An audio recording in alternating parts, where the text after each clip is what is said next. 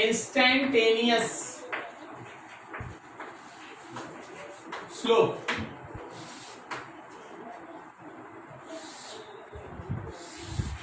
आराम से समझना, ये मान ले y एक्सिस है, ये x एक्सिस है, और इस पे आप एक इस तरह का एक कर्व बनाए हैं,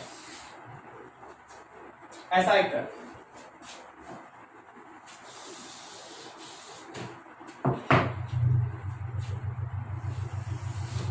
लाइक दैट। अब देख, अगर हम तुमसे बोले कि ये एक पॉइंट है और ये एक पॉइंट है, इन दोनों पॉइंट्स के बीच का एवरेज स्लोप निकालो a और b के बीच, तो देखो एकदम शॉर्टकट में काम करते हैं। आप इन दोनों को स्ट्रेट लाइन से मिला देते हैं, फिर आप यहां देखते हैं y का इनिशियल वैल्यू, और फिर आप यहां देखते हैं y का फाइनल वैल्यू, फिर आप ये देखते हैं x का इनिशियल वैल्यू, फिर आप यहां देखते हैं x का फाइनल वैल्यू, और जो हम लोगों के पास ये स्ट्रेट लाइन आया, उस स्ट्रेट लाइन का ये एंगल फाइंड आउट करते हैं। तो ये होता है हम लोगों के पास डेल y और ये होता है डेल x। तो बिटवीन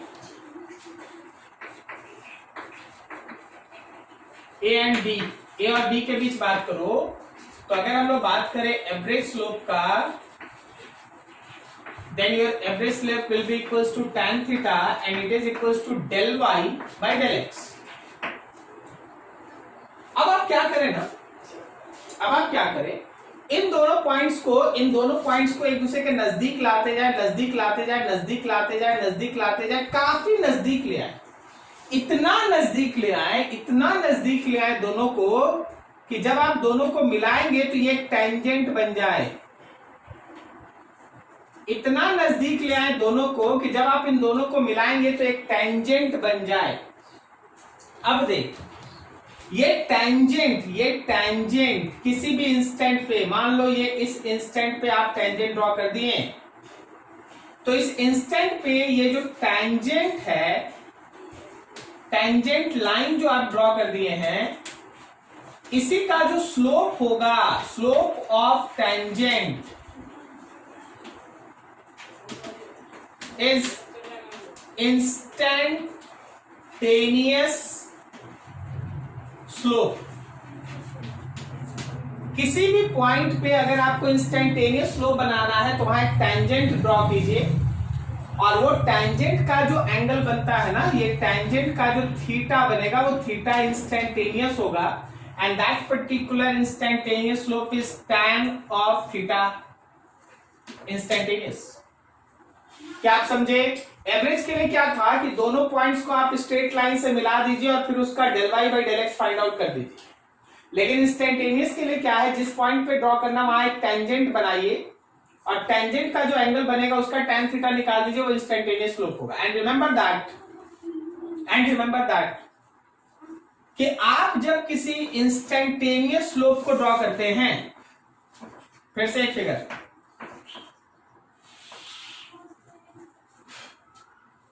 आप जब किसी इंस्टेंटेनियस स्लोप को ड्रॉ करते हैं तो उसमें भी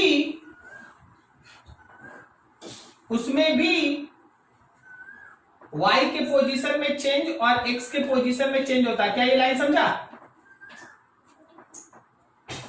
हाँ ये चेंज काफी स्मॉल होता है।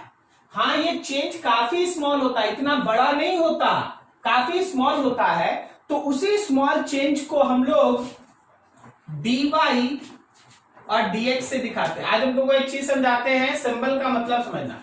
जहां आप ये ट्रायंगल वाला सिंबल देते हैं, याद करो ये एरर में भी आप यूज किए थे, और याद कीजिए ये चेंज को दिखाने का भी तरीका है, चेंज। और जब आप स्मॉल डी लिखते हैं तो याद रखना ये कहलाता है डिफरेंशियल चेंज। डिफरेंशियल चेंज का मतलब होता है very small change, very small change. और बहुत जगह डी के जगह डेल भी लिखा रहता है, डेल का सिंबल।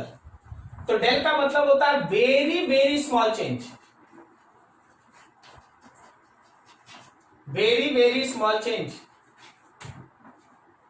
तो अगर हम लिखते हैं तुम्हारा डेल y, इसका मतलब है y final minus y initial. जब हम लिखते हैं dy तो इसका मतलब होता है small change in y, small change in y। और जब हम लिखते हैं डेल y, जब हम लिखते हैं डेल y तो इसका मतलब होता है very very small change, very very small change in y। क्या ये लाइन तीनों समझ में आया? सिंबल का मतलब समझ में आ रहा है? कारण क्या लिखा जा रहा है? बोलो जी बोलो, समझ में आ रहा है? Yes sir. हाँ, अब देख यहां पे जो आप थीटा निकालेंगे ना, ये तुमको देगा इंस्टेंटेनियस स्लोप, और वो वैल्यू होगा tan थीटा, और tan थीटा का मतलब हो गया perpendicular by base dy by dx। पता चला ना कैसे del y by del x, कैसे del y by del x dy by dx में बदल गया। Del y by del x का मतलब large change in y divided by large change in x, और dy बाई dx का मतलब small change in y divided by small change in x dy by dx। Very very important. अगला line सुनना ध्यान से, जो आप dy बाई dx लिखते हैं, this is called rate of change of y with respect to x। dy by dx is rate of change of y with respect to x, and this is called differentiation of y with respect to x। क्या तुमको important word पे पहुंच गया हम लोग धीरे धीरे? Differentiation का मतलब समझ में आ रहा है क्या है? डिफरेंशिएशन का मतलब है कि एक फिजिकल क्वांटिटी का दूसरे फिजिकल क्वांटिटी के रिस्पेक्ट में रेट ऑफ चेंज, y का चेंज x के रिस्पेक्ट में कहलाएगा differentiation of y with respect to x। ठीक है, ऐसा बहुत सारा चीज आगे स्टार्ट होने वाला है। क्या आपको एवरेज स्लोप समझ में आया? क्या आपको इंस्टेंटेनियस स्लोप समझ में आया? इंस्टेंटेनियस स्लोप के बाद जो dy बाई dx है, जो इंस्टेंटेनियस स्लोप है, वो तुमको बताता है कि y का रेट ऑफ चेंज लेना है x के रिस्पेक्ट में, y का रेट ऑफ चेंज लेना है x के रिस्पेक्ट में, और इसी को हम लोग कहते हैं डिफरेंशिएट करना है y को x के रिस्पेक्ट में, डिफरेंशिएट करना है y को x के रिस्पेक्ट। ठीक है, नोट करा जाए इतना। अब यहां से डिफरेंशिएशन का कॉन्सेप्ट स्टार्ट होगा।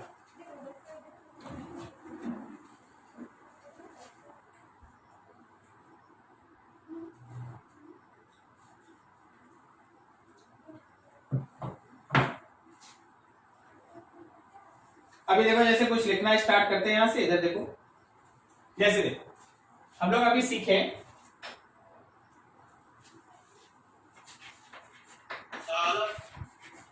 dy बाई dx का मतलब, dy बाई dx का मतलब है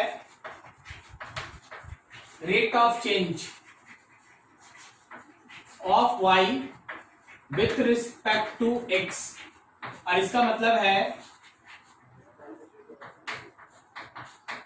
differentiation of y with respect to x। ठीक है, अब देखो अगर हम यहां लिखते हैं dx बाई dt, अब देखो फिजिक्स का कुछ स्टेटमेंट्स आ रहा है, ये सब याद रखना, काइनेमेटिक्स में काम आने वाला चीज। अगला चैप्टर काइनेमेटिक्स है। आप ऐसा मान लीजिए ना, आप काइनेमेटिक्स का पढ़ाई स्टार्ट कर चुके हैं, ध्यान रखिएगा, काइनेमेटिक्स का पढ़ाई आप स्टार्ट कर चुके हैं, ध्यान रखिएगा। जब आप लिखते हैं dx by dt, it is rate of change of x with respect to time t। आप इसको लिख सकते हैं differentiation of x with respect to time t। पता है आप इसी को कहते हैं वेलोसिटी। dx बाई dt आप ये समझ लीजिए कि x इसमें बताता है डिस्प्लेसमेंट को और t बताता है टाइम को। तो ये क्या हुआ, rate of change of displacement with respect to time. Rate of change of displacement, displacement के जगह पे कभी कभी पोजीशन भी बोला जाता है। तो rate of change of position, sir नहीं समझ में आया, कुछ फिजिकल बताइए। देख हम यहां खड़े हो गए, क्या समय के साथ मेरा पोजीशन चेंज हो रहा है?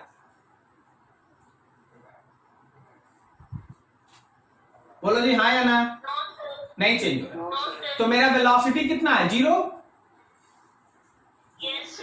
लेकिन अगर हम चलना स्टार्ट करते हैं तो समय के साथ मेरा पोजीशन बदलता है, और जब मेरा समय के साथ मेरा पोजीशन बदलता है then you have some velocity, velocity होता है। तो पोजीशन का समय के रिस्पेक्ट में जो रेट ऑफ चेंज आता है उसको आप वेलोसिटी कहते हैं, ठीक है। डिस्प्लेसमेंट का टाइम के रिस्पेक्ट में जो रेट ऑफ चेंज होता है उसको आप वेलोसिटी कहते हैं। अब आगे देखिए, मान लीजिए हम अगला लिखते हैं dv बाई dt। तो ये क्या है, ये है rate of change of velocity with respect to time. तो इसको आप लिख सकते हैं differentiation of velocity with respect to time, और इसी को आप कहते हैं एक्सेलरेशन। आप जो कहते हैं एक्सेलरेशन, उसका मतलब होता है कि वेलोसिटी का रेट ऑफ चेंज क्या है, किस रेट से किसी बॉडी का वेलोसिटी चेंज कर रहा है। अगर कोई बॉडी हमेशा 5 मीटर पर सेकंड 5 मीटर पर सेकंड 5 मीटर पर सेकंड 5 मीटर पर सेकंड 5 मीटर पर सेकंड से चलते रहे तो उसका वेलोसिटी चेंज ही नहीं कर रहा है। अगर उसका वेलोसिटी चेंज नहीं कर रहा है तो उसका एक्सेलरेशन 0 है। लेकिन अगर कोई बॉडी का वेलोसिटी 5 मीटर पर सेकंड, अगले बार 6 मीटर पर सेकंड, अगले बार 7 8 9 10 11 12 लगातार उसका वेलोसिटी बढ़ते जाए, then it have some acceleration. Velocity time के रिस्पेक्ट में कैसे चेंज करता है ये उसका एक्सेलरेशन डिसाइड करता है, ठीक है। अगला देखना, जब हम लोग लिखते हैं dp बाई dt, तो it is rate of change of linear momentum with respect to time. It is rate of change of linear momentum with respect to time. It is differentiation of linear momentum with respect to time. और पता है आप इसको क्या कहते हैं? आप इसी को कहते हैं फोर्स। किसी भी बॉडी के मोमेंटम में पर सेकंड जितना चेंज होगा वो उसका फोर्स कहलाएगा। अब कोई तुमसे बोले भाई फोर्स निकाल, मोमेंटम दे दिए फोर्स निकाल, मोमेंटम दे दिए फोर्स निकाल, तो याद रखना तुमको मोमेंटम को डिफरेंशिएट करना पड़ेगा टाइम के रिस्पेक्ट में। जब आप मोमेंटम को टाइम के रिस्पेक्ट में डिफरेंशिएट करेंगे तो फोर्स मिलेगा। जब आप वेलोसिटी को टाइम के रिस्पेक्ट में डिफरेंशिएट करेंगे तो एक्सेलरेशन मिलेगा। जब आप पोजीशन या डिस्प्लेसमेंट को टाइम के रिस्पेक्ट में डिफरेंशिएट करेंगे तो आपको डिस्प्लेसमेंट आपको वेलोसिटी मिलेगा। क्या आप समझ पा रहे हैं आप कौन से स्टेज में जा रहे हैं? आप धीरे धीरे आप काइनेमेटिक्स एंटर कर रहे हैं। क्या लॉजिक समझ में आ रहा है आपको? ठीक है ना। अब स्टूडेंट के हम तो बोलेंगे कि आप ये 2-3 चीज तो कभी मत भूलिएगा। जैसे हम यहाँ पे अब सिंपल रिलेशन लिखते हैं, फोर्स होता है dp बाई dt, याद रखना एकदम। एक्सेलरेशन होता है dv बाई dt, वेलोसिटी होता है dx बाई dt,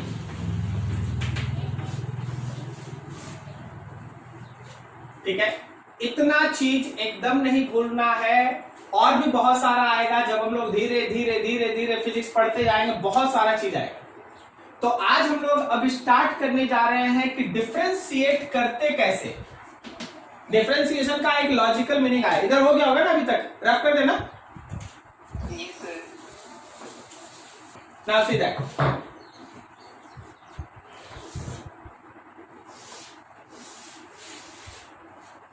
तो सबसे पहला और इंपॉर्टेंट चीज आ गया आप डिफरेंशिएशन।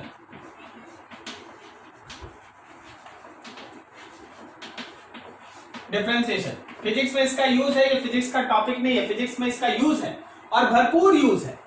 मतलब ऐसा सोचो कि वेक्टर और ये बेसिक मैथमेटिक्स जो आपको पढ़ाया जा रहा है, जिसका वेक्टर और ये बेसिक मैथमेटिक्स ठीक है उसका फिजिक्स खराब हो ही नहीं सकता। लेकिन जो लोग ये सोच रहा है कि नहीं सब चैप्टर में क्या है, काइनेमेटिक्स से पढ़ाई स्टार्ट करेंगे, तो आप प्रॉब्लम है। वेक्टर और ये बेसिक मैथमेटिक्स का सेक्शन एकदम अच्छा होना चाहिए। अगर आप नहीं जानते हैं इसका मतलब आप फिजिक्स के लिए प्रॉब्लम क्रिएट कर दीजिएगा, और फिजिक्स को प्रॉब्लम नहीं होता, प्रॉब्लम तुमको होता है। ठीक है, तो ध्यान रखना, एक एक लाइन समझना, दिमाग खुला रखो, हर चीज समझो, डाउट हो बात करो and so on. Differentiation, it is a mathematical process, it is a mathematical process which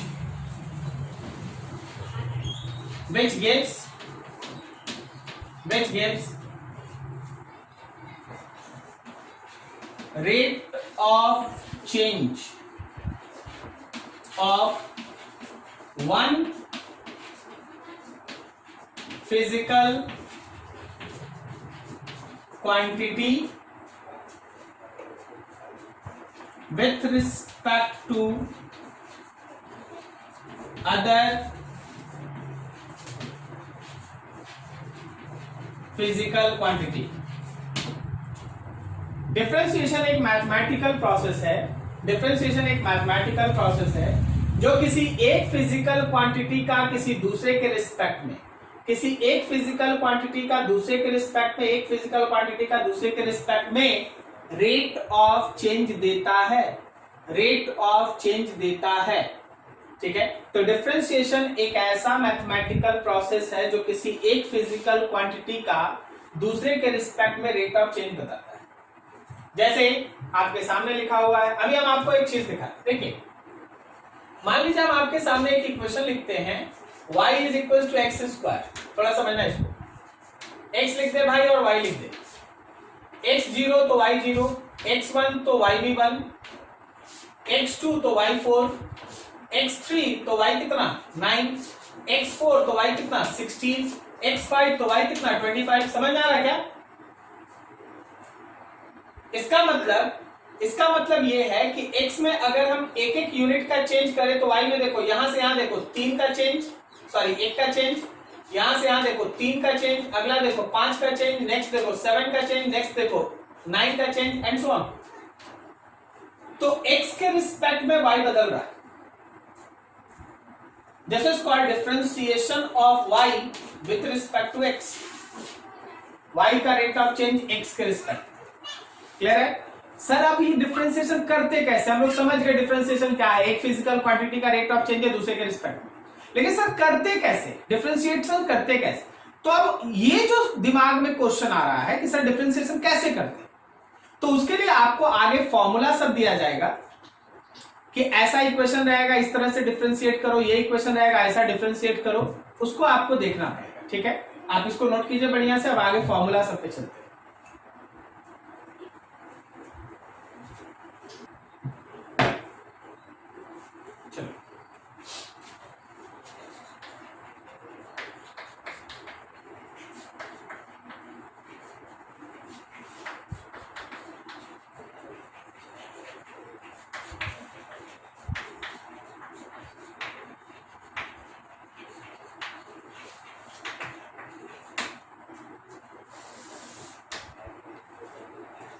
differentiate करने का कुछ इंपॉर्टेंट फॉर्मूला।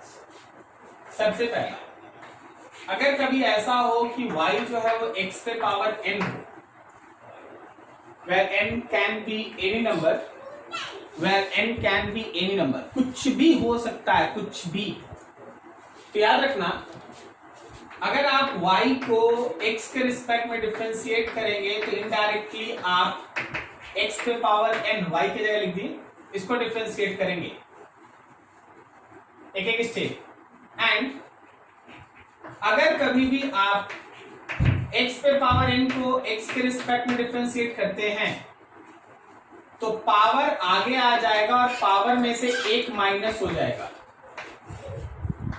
पावर आगे आ जाएगा और पावर में से एक माइनस हो जाएगा। जैसे आप एग्जांपल देखें, मान लो हम y लिखते हैं x पे पावर 3 और कोई बोलता है dy बाई डी एक्स, तो एक्चुअली आप d बाई डी एक्स करेंगे x पे पावर 3 का, y के जगह पे x पे पावर 3। आप क्या करें, पावर को आगे ले आए और पावर में से एक माइनस कर दें, मतलब 3x square is your answer. Power को आगे करके पावर में एक माइनस कर दें, 3x square is your answer. क्या आपको ये लाइन समझ में आया?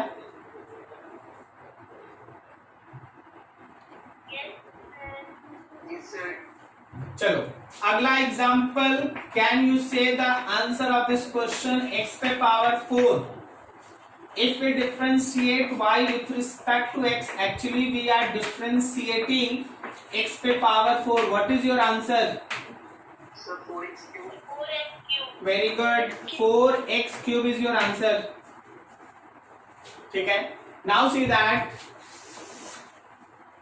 next example, if y is equals to 1 by x square, सबसे पहले can we write that y is x पे power minus 2?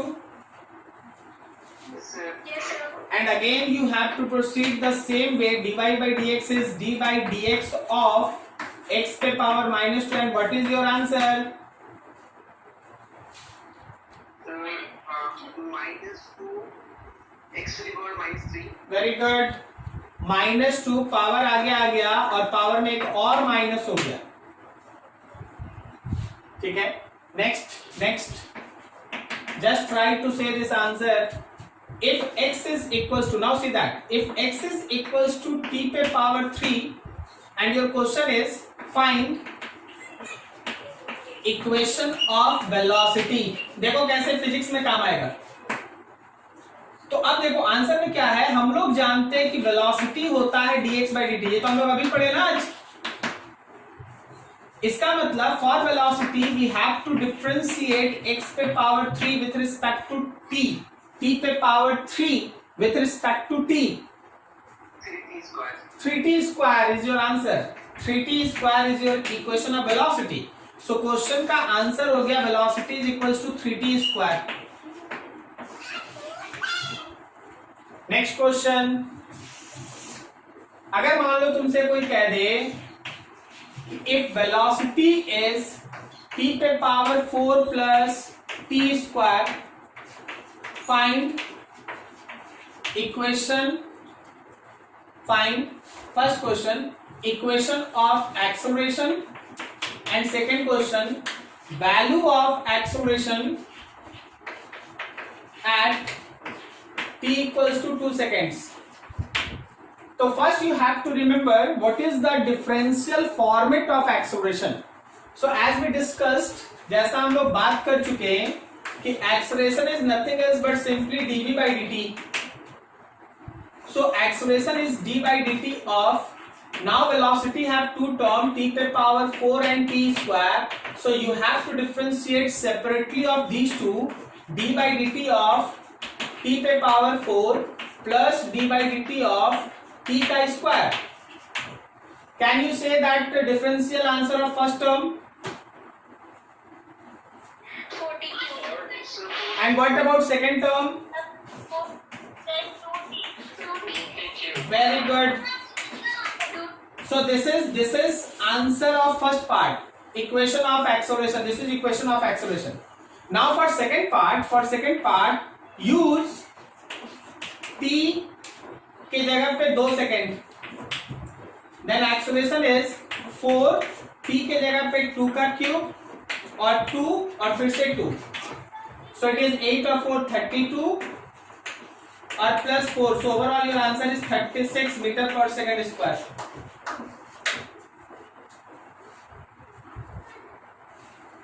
Concentrate on each line, actually concentrate on each number जो भी आपके सामने लिखा है हर किसी पे। एनी डाउट पूछ लो, अच्छे से ध्यान लग। सेकंड वाला एक बार फिर से बताइएगा। कौन सा सेकंड? ये वाला सेकंड नहीं सर, नीचे जो भी बताएं। और ये वाला ना? t equals to हाँ ठीक। देखो एक्सेलरेशन का इक्वेशन हम लोग ऑलरेडी फाइंड आउट कर चुके, ओके। यस अब हम लोग को एक्सेलरेशन चाहिए, वैल्यू ऑफ एक्सेलरेशन है t इक्वल्स टू 2 सेकेंड। तो इसमें जहां भी टाइम है उस टाइम की जगह 2 सेकेंड पुट कर दिए, देख रहे हो ना। यस अगर यही एक्सेलरेशन अगर 3 सेकंड पे पूछता तो जहां टाइम है ना वहां पे हम लोग 3 सेकंड लिख लेते, जो पूछता वहां। ठीक है, यस चलिए हम लोग दूसरे फॉर्मूला में इंटर करते हैं। कभी कभी ऐसा होता है कि कोई कांस्टेंट आगे लगा रहता है, जैसे मान लो यहां पे 2 लिखा रहता, 3 लिखा रहता, समथिंग लाइक दैट। तो कभी भी अगर कांस्टेंट रहता है तो जब आप इस y का डिफरेंशिएशन करते हैं x के रिस्पेक्ट में, तो एक्चुअली कांस्टेंट x पे पावर n का डिफरेंशिएशन करते हैं। तरीका क्या है? तरीका ये है कि कांस्टेंट को आप ऐसे ही बाहर निकाल लीजिए और जैसे आप x पे पावर n का डिफरेंशिएशन करते वैसे कीजिए। मतलब कांस्टेंट x पे पावर जो था आगे आ गया और पावर में से एक माइनस हो गया। फिर से एक एक लाइन, कांस्टेंट बाहर आ जाता है और x पे पावर n का डिफरेंशिएशन हो जाता है, बस यही बात। कांस्टेंट बाहर आ जाता है और x पे पावर n का डिफरेंशिएशन हो जाता है। जैसे आप एग्जांपल देखो भाई, अगर हम लिखते हैं y is equal to 3x square, क्या कोई है ऐसा जो एक बार में आंसर बता दे? चलो चलो लिखने के पहले आंसर बता दो एक बार में फटाक से। Very good, 6x। क्या सबको समझ में आया? 6x, 3 बाहर, पावर आगे, पावर में से एक माइनस, तो 2 में से 1 गया तो 1 ही ना बचा। ठीक है, चलो फिर से एक बार। Then y is equal to 4x पे पावर 3। मेरे लिखते लिखते आपका आंसर complete.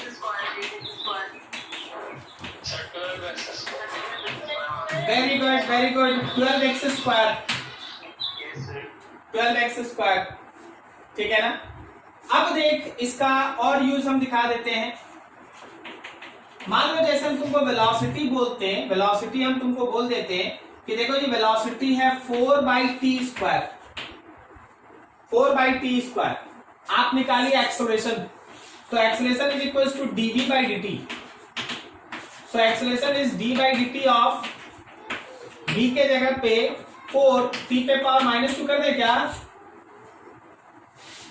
Can we write this ना, 4 t पे power -2। What is your answer? -8 t पे पावर -3। समझ में आया क्या? क्या ये सही है? जो थोड़ी देर पहले पूछे थे ना सर 2 सेकेंड। अब मान लो इसमें से कोई भी क्वेश्चन है, सपोज यही क्वेश्चन है, हम तुमसे बोले एक्सेलरेशन निकालो t इक्वल्स टू 1 सेकेंड पे, तो करना क्या? पहले इक्वेशन बना ली, अब t के जगह 1 सेकेंड पुट कर दिए। ठीक है ना, तो ऐसे सॉल्व। अब चल थोड़ा इससे और आगे निकलते हैं। एक और सेकंड हो गया कि कांस्टेंट रहेगा तो ऐसे काम करना है। अब थर्ड, मान लो y केवल कांस्टेंट है, केवल कांस्टेंट है, उसमें x है ही नहीं। जैसे 2 लिखा है, 3 लिखा है, उसमें ना कुछ नहीं है, वेरिएबल कुछ है ही नहीं। तो क्या हम लोग इसको ऐसे नहीं मान सकते हैं कि यहाँ पे x पे पावर 0 है? यहाँ 1 है ना, वहां यहाँ 1 है भाई, तो 1 है तो x पे पावर 0 है। अब आप देखिएगा, हम आपको बना देते हैं, लेकिन इसका तो आंसर सीधा है। अब अगर आप dy/dx करेंगे तो dy/dx ऑफ कांस्टेंट x पे पावर 0 करेंगे, के बाहर पावर आगे और पावर में से एक माइनस। अब सोचो, यहां कुछ भी हो, यहां कुछ भी हो, लेकिन जब आप 0 से मल्टीप्लाई करेंगे ओवरऑल इट इज 0 ना। So what you have to remember कि जब भी आप किसी कांस्टेंट का डिफरेंशिएशन करें, कांस्टेंट कोई वेरिएबल नहीं, याद रखना 0 होता है। You have to remember this.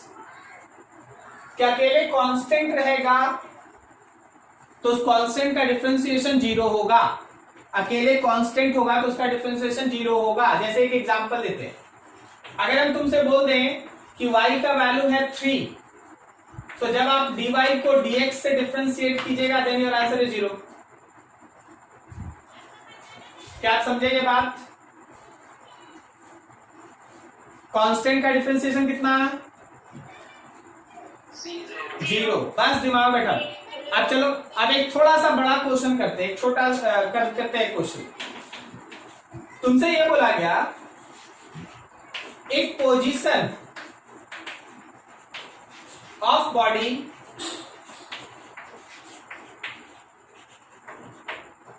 Depends on time as x equals to, if position of body depends on time as x equals to 3t square plus 4, then find first है equation of velocity और second है velocity at t equals to 2 seconds। Pure kinematics numerical, एकदम kinematics का numerical है। हम आपको बोले हैं काइनेमेटिक्स लगभग आपका स्टार्ट है, ठीक है। काइनेमेटिक्स का क्वेश्चन, फर्स्ट का 60, वेरी गुड, सेकंड का 12, वेरी गुड, वेरी गुड। किसी का ऐसा जिसका नहीं बना? किसी का ऐसा जिसका नहीं बना? चलो ठीक है, सॉल्व कर लेते, सॉल्व कर देते, आप चिंता नहीं करें। आप देखिए जब आप इसका आंसर निकालेंगे तो आपको तो वेलोसिटी निकालना है, तो आपको dx by dt करना है, मतलब आपको d by dt करना है। x का इक्वेशन है हम लोगों के पास 3t स्क्वायर प्लस 4। तो भाई इसको हम लोग दो पार्ट में चाहेंगे तो कर देंगे। वैसे जो लोग बनाया है एकदम बहुत बढ़िया काम किया, एक बार में ही लिख दिया answer, very good. d by dt of 4, ये 4 वाला तो कांस्टेंट का डिफरेंशिएशन पार्ट हो गया, 0 हो गया। और ये वाला आंसर में 3 बाहर और डिफरेंशिएट कर लिया हम लोग t स्क्वायर को, और ये कांस्टेंट का डिफरेंशिएशन तो 0। पावर आगे आ जाएगा भाई, पावर आगे आ जाएगा और पावर में से एक माइनस हो गया। So your answer is 60। So equation of velocity is 60, ये फर्स्ट आंसर। और सेकेंड आंसर में just use 2 second at place of time. So your answer is 6 into 2, that is 12 meter per second. ये तरीका, ठीक है। Constant का differentiation 0, हम ये सिखा रहे थे कि कांस्टेंट का डिफरेंशिएशन 0। कोई दिक्कत यहां तक समझने में? No sir. वेरी गुड, चलो आगे कहते उधर रफ हो गया।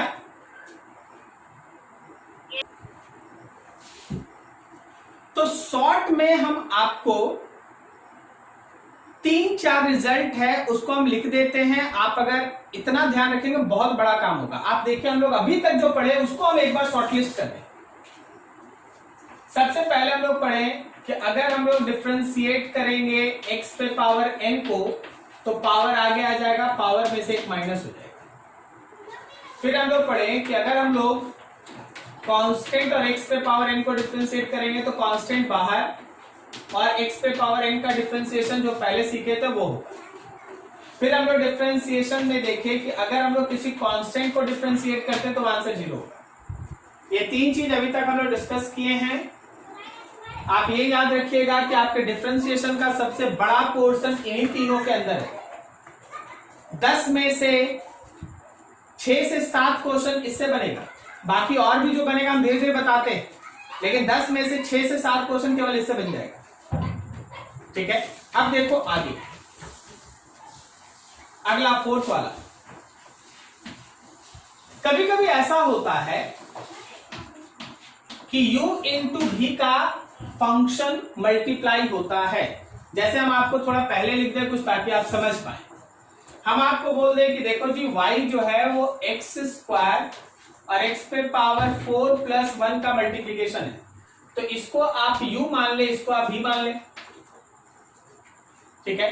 अगर ऐसा होता है तो जब आप y को x के रिस्पेक्ट में डिफरेंशिएट कीजिएगा तो आप दो फंक्शन के मल्टीप्लीकेशन को डिफरेंशिएट कर रहे हैं। दो फंक्शन के मल्टीप्लीकेशन को आप डिफरेंशिएट कर रहे हैं, तो तरीका क्या है?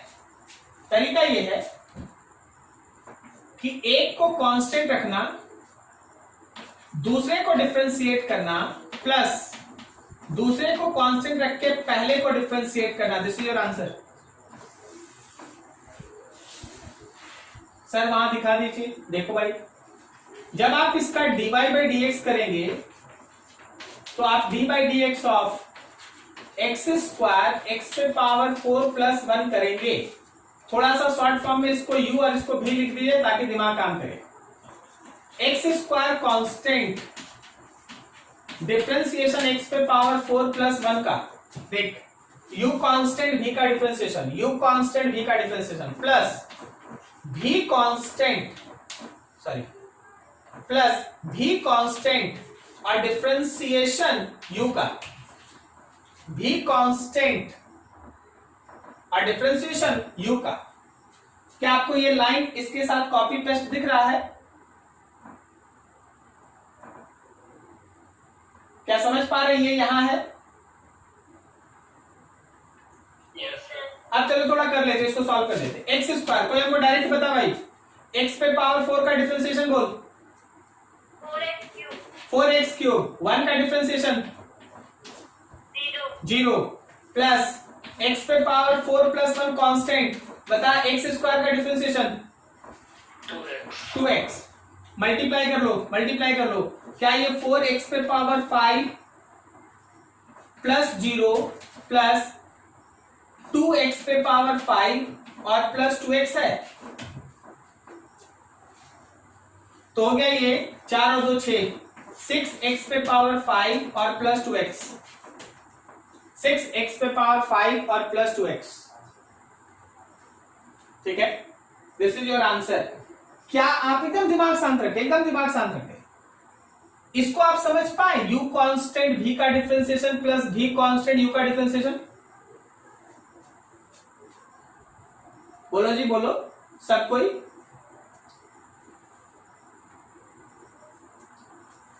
नहीं समझे? ये वाला नहीं समझे आप लोग? समझ गए sir. बाकी सब कोई ठीक ठाक? कहीं कोई दिक्कत? सर वो जो समझाया सर वो वाला क्वेश्चन और एक बार समझा दीजिए सर। ये वाला ना, हाँ सर। हम लोग और ऐसा एक दो और क्वेश्चन कर लेंगे ना, एक दो और क्वेश्चन कर लेंगे, ठीक है? उसी में क्या बताएंगे, एक नया क्वेश्चन करेंगे। आप नोट कीजिए, आप नोट कीजिए, हम फिर से करते हैं।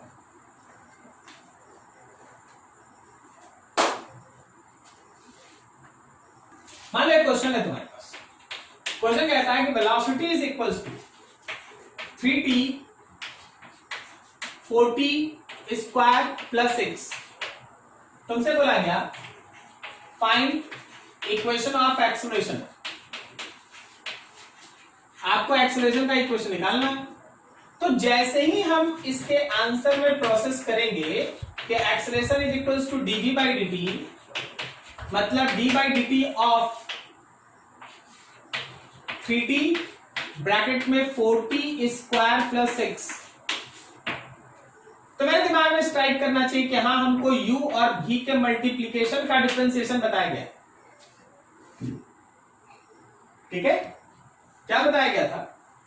यह बताया गया था कि u को कांस्टेंट रख के v का डिफरेंशिएशन करना है और फिर v को कांस्टेंट रख के u का डिफरेंशिएशन करना है।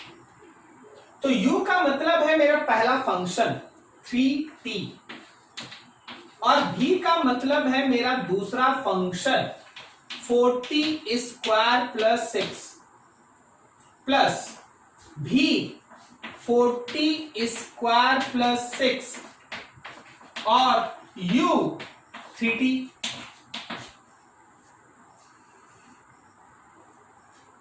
क्या सुबह जी समझ में आया यहां तक? Yes sir. 3t। चल भाई बोल, 4t स्क्वायर प्लस 6 का डिफरेंशिएशन। 4t स्क्वायर कितना? 8t sir. 8t और 6 तो 0 ना, यस सर।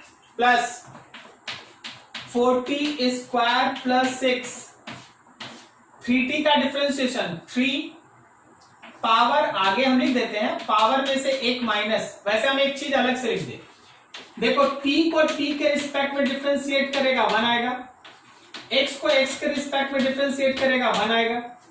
तो 3 कांस्टेंट की तरह बाहर आ गया, 3 कांस्टेंट की तरह बाहर आ गया और t का डिफरेंशिएशन ना होगा t के रिस्पेक्ट में। समझे क्या? तो ये कितना बच जाएगा, केवल 3, क्योंकि ये कट जाता है। अब देखो 3 और 8 का मल्टीप्लीकेशन 24, t और t स्क्वायर, 0 के साथ तो खत्म। यहां देखो 4t square plus 6 multiplied with 3, तो ये हो गया 24t square plus 12t square और प्लस 18, तो 12 24 यहां पे हो गया भाई 36t स्क्वायर और plus 18। This is your answer. क्या इसमें कोई दिक्कत किसी को?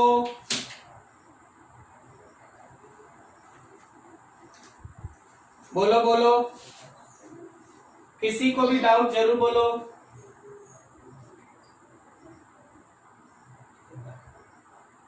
ठीक है, चलो अच्छा। अब हम यहाँ पे 2-3 लाइन लिखते हैं। देख, कभी भी जैसे आपको अकेला x का डिफरेंशिएशन करना है ना, तो 1 लिख दीजिए। अगर आपके पास अकेले t का डिफरेंशिएशन है, 1 लिख दीजिए। मतलब हम क्या कहना चाह रहे हैं, छोटा छोटा चीज तो ऐसे ही लिखना चाहिए। मान लो 3t है और इसका डिफरेंशिएशन हम लोग कर रहे हैं, एक बार में आंसर बताएं, 3 ना होगा। समझा क्या? बोलो जी बोलो। Yes sir, yes sir. हाँ, और मान लो d/dt है और हम लिखते हैं 4x, बोलो आंसर। 4, केवल 4। ठीक है, तो इतना आप नोट करें आराम से। कहीं डाउट है फिर से बोलिए, कोई डाउट है फिर से बोलिए।